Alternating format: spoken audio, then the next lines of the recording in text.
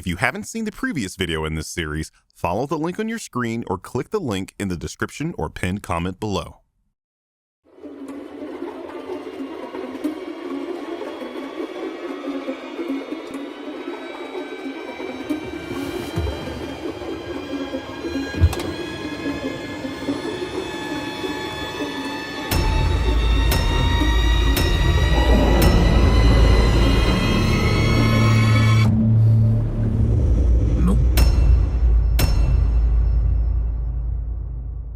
And of course I set it to Icelandic time because we share a love of the Aurora Borealis, Gordy. Movie kicks off with some bad 90s sitcom dialogue, and I suddenly wonder if I've been tricked into watching a live-action BoJack Horseman. With the way the film treats the Gordy sitcom, I'm sure it was bad on purpose. This means you're sending a film for accomplishing something it set out to do, and that's a huge problem with film discourse in 2023.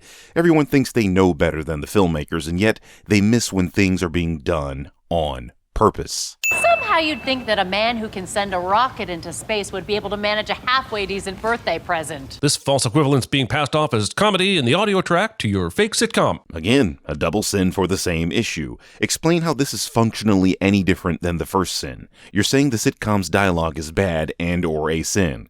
Cool, we got it the first time. Also 45 seconds for 2 logos. See, this is that bull that I've been talking about. You understand the reason for the length of the logos is the dialogue from the sitcom that's being played in the background, but you emphasize 2 as if you're just watching these sequences for no reason. That's why this series exists, to get people to question those they mindlessly listen to, most especially film critics on YouTube who, if they aren't Jeremy Jahns, Chris Stuckman, or Anthony West, you're probably being lied to. This feels like a still shot for a grisly 1990s remake of The Wizard of Oz. Fantastic. I'm glad you were able to share your harebrained thoughts with the audience.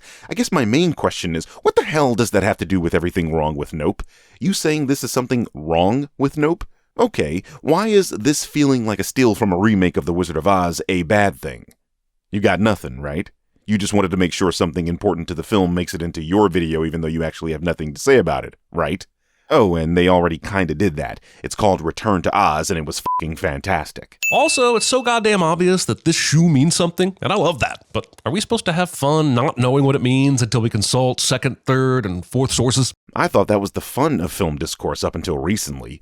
Gone are the days where we talked and theorized about what things meant, and here are the days where having a woman as your protagonist becomes a political battleground. The good films leave you with something to chew on. Considering that a sin tells everyone just how seriously they should take you. The search for a group of missing hikers is set to resume this morning just outside Agua Dulce. Everything we are hearing in the news report is relevant to the story. But did it need to be? Or could we maybe sometimes just watch a horse eating hay and let it be what it is? Have you not spent the last 10 years on this platform saying things that aren't important to the story are sins? I guess I'm confused at why the film delivering the audience information is a sin when you always ask for more information.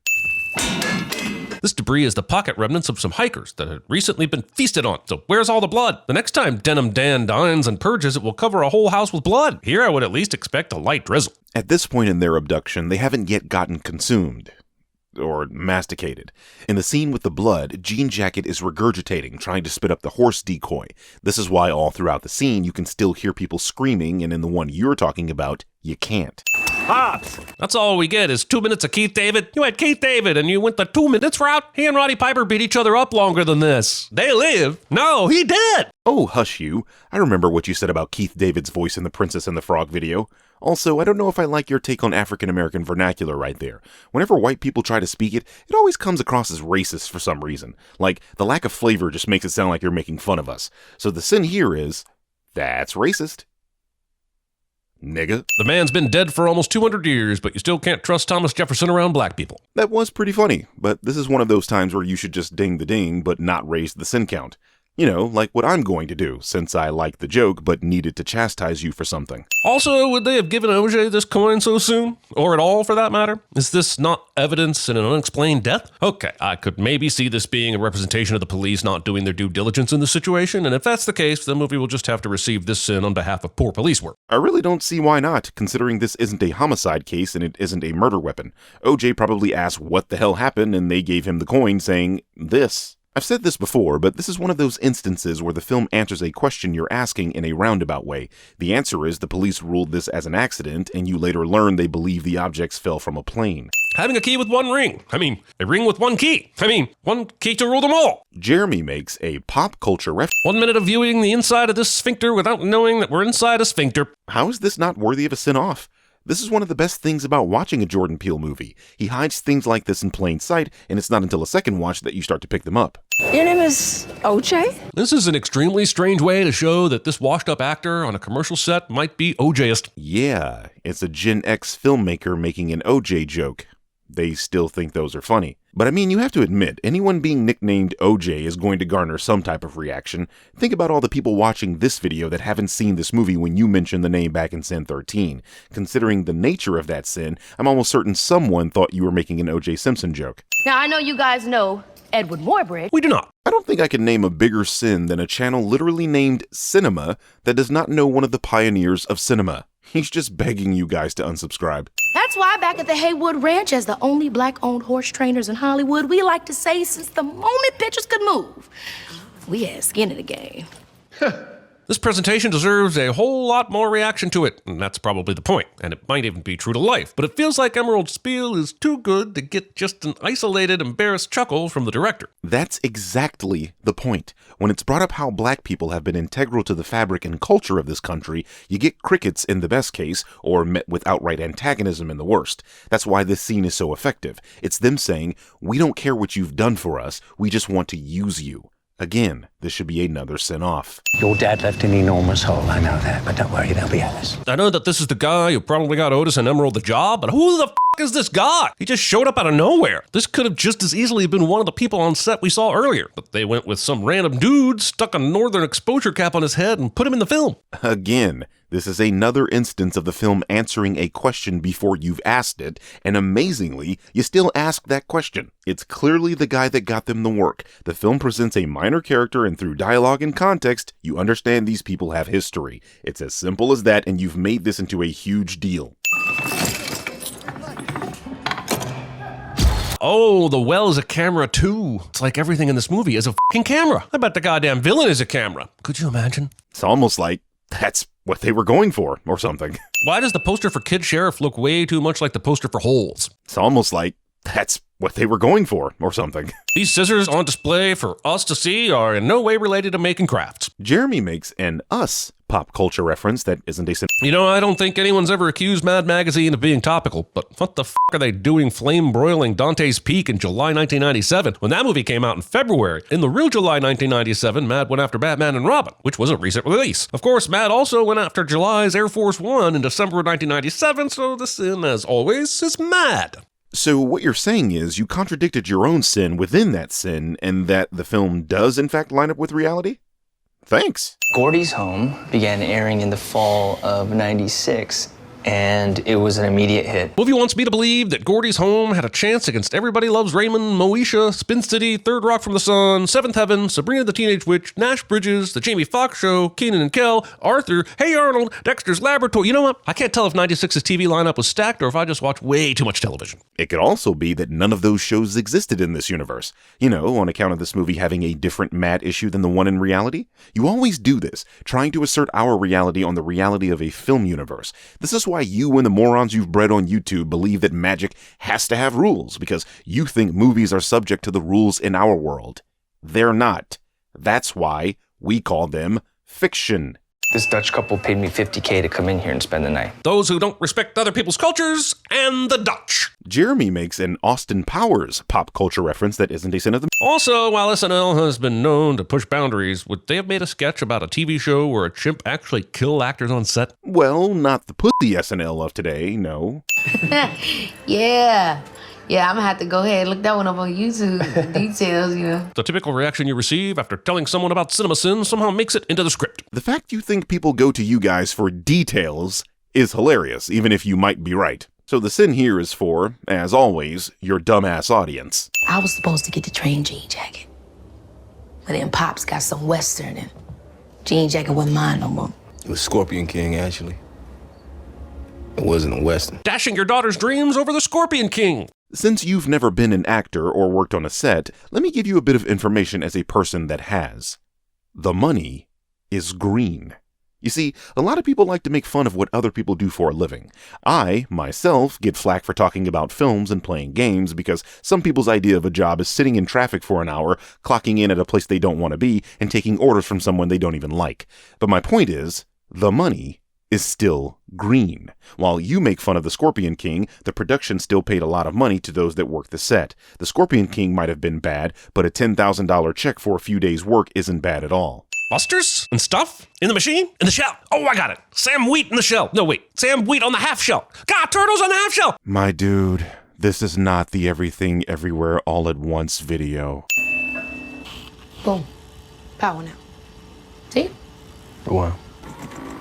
Stop. Why does Otis tell Emerald to stop the footage some 2 hours before the footage they're examining? Because the power goes out, thereby stopping the recording? He's trying to see if the camera's captured anything earlier than the blackout. Like Oprah? Yeah, like Oprah, for example. Yeah, that wasn't on Oprah. I didn't say Oprah. You said Oprah. You love Oprah. This Oprah's on for so long, and I thought they were trying to manifest her, like Beetlejuice or the Candyman. It was literally 12 seconds, Jeremy. Jesus Christ. I hear you laughed at least double that time. But I'm saying there's plenty of videos of flying online. I saw one the other day that wasn't on Oprah. Also, it was probably not on Oprah because the Oprah Winfrey Show ended in 2011. Yet movies still somehow refer to it as if it's a program that's still on. While the Oprah Winfrey Show might have ended in 2011, Oprah was still doing television. The Oprah Conversation and Oprah's Book Club are still Oprah, and as recent as 2021, she conducted interviews with interesting people. This film was made in 2021. Smell of horse and fresh air. Employees who assume you're okay with casual swearing. To which I would reply, customers who are not.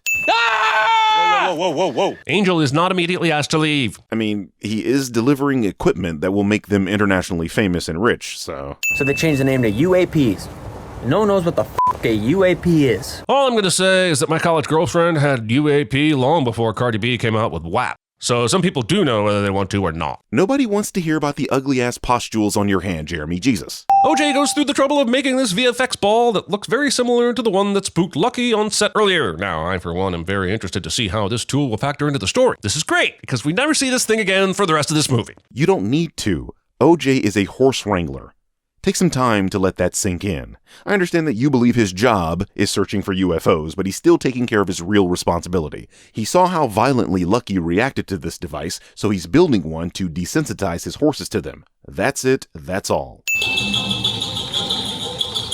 Nope.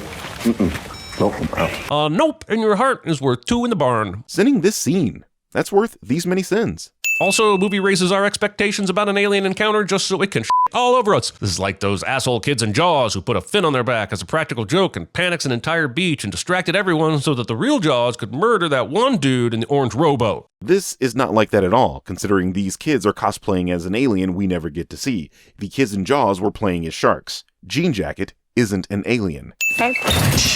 Sneaking up on someone with Cheetos in hand, but not offering them any Cheetos. Jeremy thinks people share hot Cheetos. Jeremy is clearly a Doritos guy. Okay, you f***ing praying mantis. Hi, you like Sour Patch Kids? While throwing candy at a praying mantis may not be illegal, wasting Sour Patch Kids is unacceptable, especially when there is clearly a lower part of the roof that M could have climbed up to remove the mantis from the camera. That also looks extremely steep and dangerous, considering the part of the roof that she'd be able to climb is literally the edge. She said she does a little singing on the side, not that she was an athlete. I don't say you gotta knock a horse's out your damn head. Okay, I know nothing about the day-to-day activities on a horse ranch, but maybe you should go to his job and do that. That would be unwise, considering that's an actual thing. Look, I'm not going to risk getting demonetized by showing it, but horse breeding kind of requires you to whack off a horse with a giant camera. As for how I came about this knowledge, let's just say my friends are bigger dicks than the horses. I mean, we have proof of aliens on video. Yeah, I wouldn't call it proof. How the f*** does she think that's proof? They've recorded a still cloud with no UFO visible. I feel like Emerald thinks this so that there's a reason for Angel to exist, so he can tell her why the video they've shot doesn't prove shit. There's a lot to unpack here. First, your question doesn't make sense. She might be saying it incorrectly, but she's right. She has videographic evidence of the supernatural. That cloud not moving in a time-lapse means there is something blatantly wrong. Hell, as far as we know, Jean Jacket created that cloud, or it's a part of it, as it doesn't obey physics the way a real cloud would. Regardless of Angel's existence, she would feel like she had something. You know, because she thought that when they went to Fry's. Remember? Oprah? And Angel is here because he wants to be here. They've been trying to get rid of this dude from the jump. Also, oh good, the Gordy section of the movie. This will be interesting, but it'll be like watching an entirely different movie within the movie we're watching. Kind of like the beginning of The Exorcist. Besides, Gordy was a terrible pig movie in 1995 that came out before Babe. So thanks for making me remember that. The Gordy section of the film is incredibly relevant, and I'll explain why. First of all, it details what happens to Jupe as a kid, giving context to the opening credits and first scene in the film. We learn precisely why Jupe believes he has a connection with Jean Jacket, ultimately leading to his own demise. This is in contrast to the more introverted Otis Jr., where he's grown up around unruly animals, and his job is to tame them. One believes he is gifted with animals, so he dies. The other respects animals, so he survives. Wait a minute, 1998, but the Mad Magazine cover with the Gordy birthday episode on it was from July 1997. This is an actual CinemaSin. Jupe specifically states the Mad cover was in reference to the attack, but it prints a year before the actual events. Now, I have a question for the fans of CinemaSins that come here to claim that CinemaSins isn't being serious and that this is all a joke. Is CinemaSins joking here? Is this factual error a joke CinemaSins made up? You know, because you all tell me that we shouldn't take these videos seriously? Or are you upset that I'm making fun of a thing you like, so you pick and choose what to defend CinemaSins over and your panties are in a bunch? Because my money is on the latter. Why the is this guy casually walking down the steps right after Gordy went ape on the cast? I wouldn't say casually. That's clear trepidation. In the part of the scene that you cut out, you can hear his rapid footsteps and then he yells at Gordy, chastising the ape. Ew, storm's coming. Just sharpen up, just be safe. You're just now telling him this? If you take this very difficult action called paying attention, you'd see that OJ was coming out of the stable pushing a wheelbarrow. This is the second time I'm having to tell you this, but OJ is a horse wrangler and he's doing his regular job. He was obviously in the stable for a while, and we saw the stable as somewhat cut off from the outside world in the scene with the kid aliens. But first, my boys are gonna come out and do a little number for us. Would that be all right? Asking people a yes or no question that you have no intention of accepting no for. The word you're looking for is rhetorical, Jeremy, like every question I ask you. Digestion. Sitting this scene and skipping the one where Jupe gets eaten, even though you always find silly reasons to include iconic movie scenes. That's worth these many sins. I've heard a lot of arguments suggesting the alien's design is supposed to resemble a camera aperture, but not one suggesting that it's the butthole of the old Instagram icon. It's almost like the old Instagram icon is a camera aperture. Damn, I was right. It's not a ship. Yes, you're right, but I don't know what part of the experience you just had proved that it wasn't a ship. It doesn't act like any spaceships you've ever seen, sure, but have you seen any other non-human spaceships for comparison? Again, as I explained with the Gordy sequence, OJ is an animal tamer. He understands how they think and behave. The other part of the conversation that you omitted from this sin shows him explaining that he knows it ate the people at Jupiter's claim and that it was performing a territory display. It ate them, man. It ate them all. It's alive, man. It's an animal. Are you saying it's some sort of animal from an alien world? A predator, if you will? Have you considered calling Arnold Schwarzenegger or Danny Glover? It's territorial. And it thinks that this is its home. It's been surviving on one horse every once in a while for the last 6 months, despite being the size of 2 school buses. He says, even though he just saw it eat about 40 people, kill Keith David with a coin because it ate people at the beginning of the film, and ate OJ's horses Clover and Ghost. But yeah, one horse every once in a while. Nope.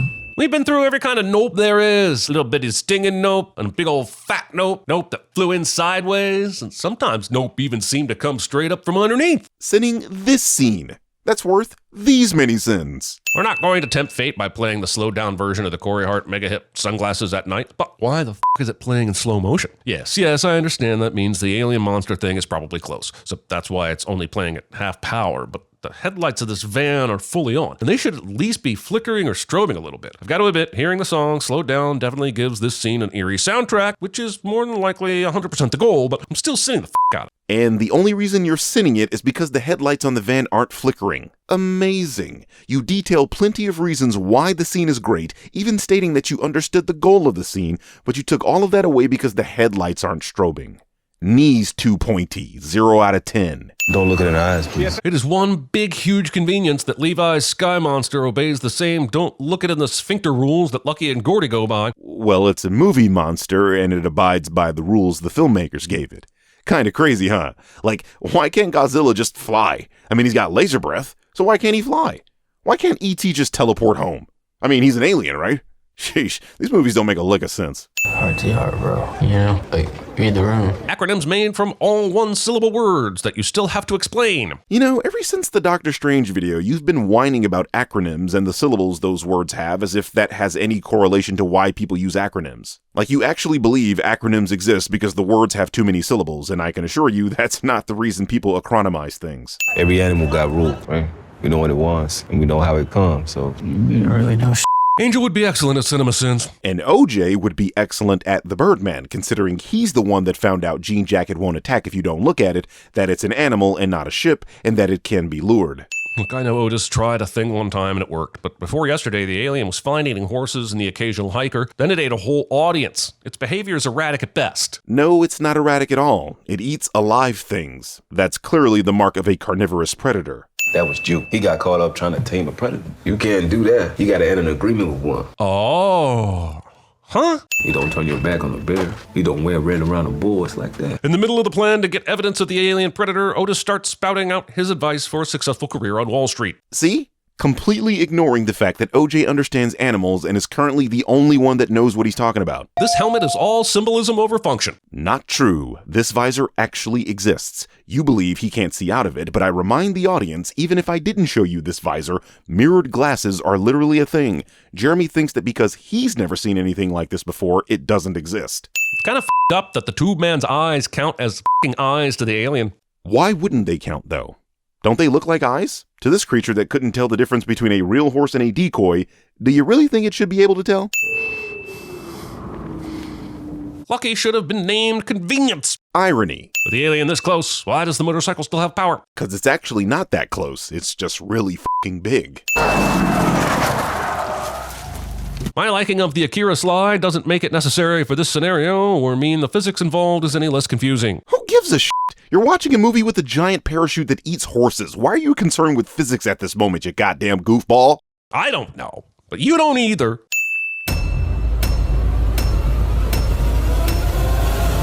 No electricity. Didn't I tell you this motherfucker was gonna come up here with a non-electrical camera? Let's go, boy!